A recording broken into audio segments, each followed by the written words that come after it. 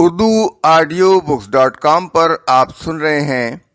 سیرت سرور عالم صلی اللہ علیہ وآلہ وسلم، جلد اول، تالیف مولانا سید ابو العلا مودودی، آواز وجیح احمد صدیقی، پروڈیوسر اظہر نیاز۔ باب 7، بشریت رسول، فصل 1، نبوت و بشریت۔ نظریہ جاہلیت کے پیغمبر بشر نہیں ہو سکتا۔ ہر زمانے کے جاہل لوگ اس غلط فہمی میں مبتلا رہے ہیں کہ بشر کبھی پیغمبر نہیں ہو سکتا۔ اس لیے جب کوئی رسول آیا تو انہوں نے یہ دیکھ کر کہ وہ کھاتا ہے، پیتا ہے، بیوی بچے رکھتا ہے، گوشت پوست کا بنا ہوا ہے، فیصلہ کر دیا کہ یہ پیغمبر نہیں ہے کیونکہ بشر ہے۔ اور جب وہ گزر گیا تو ایک مدت کے بعد اس کے عقیدت مندوں میں ایسے لوگ پیدا ہونے شروع ہو گئے جو کہنے لگے کہ وہ بشر نہیں تھا کیونکہ پیغمبر تھا۔ چنانچہ کسی نے اسے خدا بنایا اور کسی نے خدا کا بیٹا، اور کسی نے کہا کہ خدا اس میں حلول کر گیا ہے۔ غرض بشریت اور پیغمبری کا ایک ذات میں جمع ہونا جاہلوں کے لیے ہمیشہ ایک معمہ ہی بنا رہا۔ مشرکین مکہ کا نقطہ نظر۔ اول تو اہل مکہ انسان کا رسول ہونا ہی عجیب سمجھتے تھے۔ ان کا نظریہ یہ تھا کہ خدا کا پیغام لے کر آتا تو کوئی فرشتہ آتا، نہ کہ ایک گوشت پوست کا آدمی جو زندہ رہنے کے لیے غذا کا محتاج ہو۔ تاہم اگر آدمی ہی رسول بنایا گیا تھا تو کم از کم وہ بادشاہوں اور دنیا کے بڑے لوگوں کی طرح ایک بلند پایہ ہستی ہونا چاہیے تھا، جسے دیکھنے کے لیے آنکھیں ترستی اور جس کے حضور باریابی کا شرف بڑی کوششوں کے بعد کسی کو نصیب ہوتا، نہ یہ کہ ایک ایسا عامی آدمی خداوند عالم کا پیغمبر بنا دیا جائے جو بازاروں میں جوتیاں چٹکھاتا پھرتا ہو۔ بھلا اس آدمی کو کون خاطر میں لائے گا جسے ہر راہ چلتا روز دیکھتا ہو اور کسی پہلو سے بھی اس کے اندر غیر معمولی پن نہ پاتا ہو؟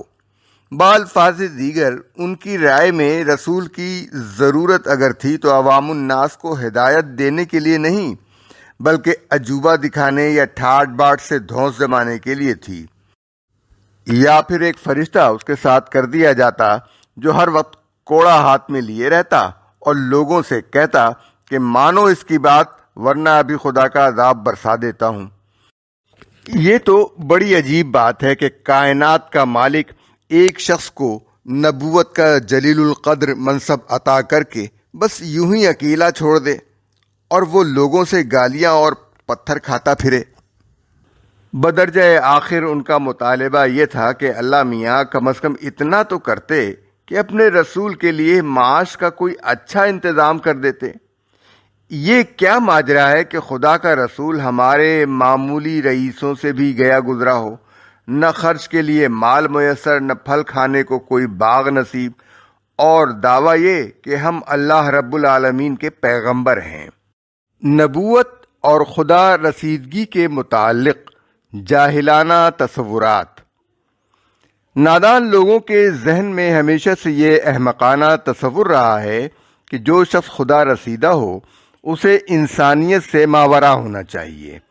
اس سے عجائب و غرائب صادر ہونے چاہیے، وہ ایک اشارہ کرے اور پہاڑ سونے کا بن جائے، وہ ایک حکم کرے اور زمین خزانے اگلنے لگے، اس پر لوگوں کے اگلے پچھلے سب حالات روشن ہوں، وہ بتا دے کہ گمشدہ چیز کہاں رکھی ہے، مریض بچ جائے گا یا مر جائے گا، حاملہ کے پیٹ میں نر ہے یا مادہ۔ پھر اس کو انسانی کمزوریوں اور محدودیتوں سے بھی بالاتر ہونا چاہیے۔ بھلا وہ بھی کوئی خدا رسیدہ ہے جسے بھوک اور پیاس لگے، جسے نیند آئے، جو بیوی بچے رکھتا ہو، جو اپنی ضرورتیں پوری کرنے کے لیے خرید و فروخت کرتا ہو، جسے کبھی قرض لینے کی ضرورت پیش آئے اور کبھی وہ مفلسی و تنگ دستی میں مبتلا ہو کر پریشان حال رہے؟ اس قسم کے تصورات رسول کریم صلی اللہ علیہ وآلہ وسلم کے معاصرین کی ذہنیت پر مسلط تھے۔ وہ جب آپ صلی اللہ علیہ وسلم سے پیغمبری کا دعویٰ سنتے تھے تو آپ صلی اللہ علیہ وآلہ وسلم کی صداقت جانچنے کے لیے آپ صلی اللہ علیہ وآلہ وسلم سے غیب کی خبریں پوچھتے تھے، خوارق عادت کا مطالعہ کرتے تھے، اور آپ صلی اللہ علیہ وسلم کو بالکل عام انسانوں جیسا ایک انسان دیکھ کر اعتراض کرتے تھے کہ یہ اچھا پیغمبر ہے جو کھاتا پیتا ہے، بیوی بچے رکھتا ہے اور بازاروں میں چلتا پھرتا ہے۔ نبی کا بشر ہونا کیوں ضروری ہے؟ ذکر الہی، الہامی پیغام کو نبی پر نازل کرنے کی حکمت بیان کرتے ہوئے اللہ تعالیٰ سورہ نحل کی 44ویں آیت میں فرماتا ہے، اے نبی، ہم نے یہ ذکر تمہاری طرف نازل کیا ہے تاکہ تم لوگوں کے سامنے اس چیز کی وضاحت کرو جو ان کی طرف بھیجی گئی ہے۔ اس مقصد کا تقاضا یہ تھا کہ لازماً ایک انسان ہی کو پیغمبر بنا کر بھیجا جائے۔ ذکر فرشتوں کے ذریعے بھی بھیجا جا سکتا تھا، بلکہ براہ راست چھاپ کر ایک ایک انسان تک بھی پہنچایا جا سکتا تھا، مگر محض ذکر بھیج دینے سے وہ مقصد پورا نہیں ہو سکتا تھا جس کے لیے اللہ تعالیٰ کی حکمت اور رحمت و ربوبیت اس کی تنزیل کی متقاضی تھی۔ اس مقصد کی تکمیل کے لیے تو ضروری تھا کہ اس ذکر کو ایک قابل ترین انسان لے کر آئے، وہ اس کو تھوڑا تھوڑا کر کے لوگوں کے سامنے پیش کرے، جن کی سمجھ میں کوئی بات نہ آئے اس کا مطلب سمجھائے، جنہیں کوئی شک ہو ان کا شک رفع کرے، جنہیں کوئی اعتراض ہو ان کے اعتراض کا جواب دے، جو نہ مانے اور مخالفت اور مزاحمت کریں ان کے مقابلے میں وہ اس طرح کا رویہ برت کر دکھائے جو اس ذکر کے حاملین کی شان کے شایع ہے۔ جو مان لے انہیں زندگی کے ہر گوشے اور ہر پہلو کے متعلق ہدایات دے،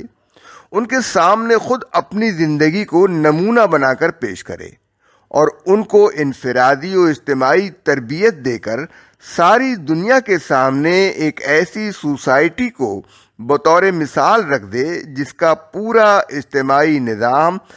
ذکر کے منشا کی شرح ہو۔ انسان کی رہنمائی کے لیے انسان ہی نبی ہو سکتا ہے۔ پیغمبر کا کام صرف اتنا ہی نہیں ہے کہ آ کر پیغام سنا دے، بلکہ اس کا کام یہ بھی ہے کہ اس پیغام کے مطابق انسانی زندگی کی اصلاح کرے، اسے انسانی احوال پر اس پیغام کے اصولوں کا انطباق کرنا ہوتا ہے،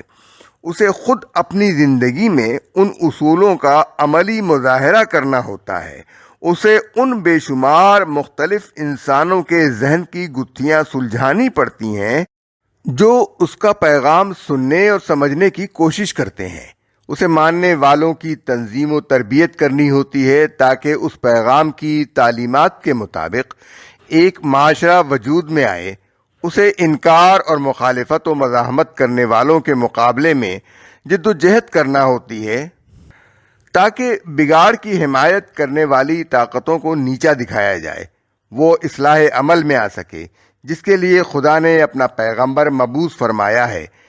یہ سارے کام جبکہ انسانوں ہی میں کرنے کے ہیں تو ان کے لیے انسان نہیں تو اور کون بھیجا جاتا؟